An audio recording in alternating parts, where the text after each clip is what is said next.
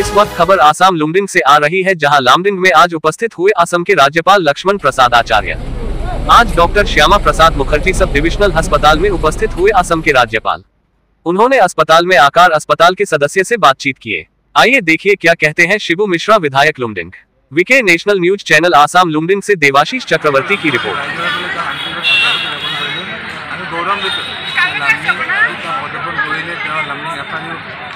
सब divisional doctor Shyama Mukherjee हास्पाताल नवनिर्मित हास्पाताल परिदर्शन करिले ভাল পাইছে। অলপ কিবা কিবি কমি আছে, বেমাৰবিলাক নিশ্চয় পূৰণ হ'ব। ভাল লাগিল তেওঁ আজি এতিয়া নাইট হল হৈ গ'ল। আমি মহাকালী গাঁও আমাৰ মহাকালী মন্দিৰ পৰিদৰ্শন কৰিব চাৱা ল'ব আৰু এতিয়া তেওঁ ৰিলেটিভ আছে, তেওঁ যাব চাগে। অভাৰঅল राज्यर गवर्नर যেতিয়া যায় মানে মই ভাবো এই সমষ্টি অঞ্চলত এই ৰাজ্য এটা গৌৰৱময় দিন হয়।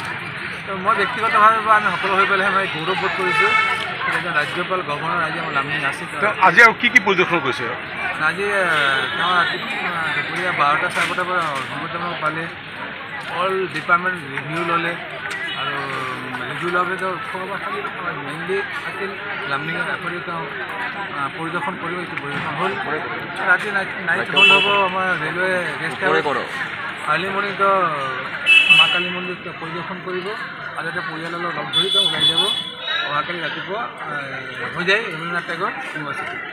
তাত গৈ পেলাই 11টা দিনত তেওঁ ইউনিভাৰ্চিটিৰ লগত কৰিব, আকৌ ওলাই যাব তেওঁ ব্যক্তি কৰিব।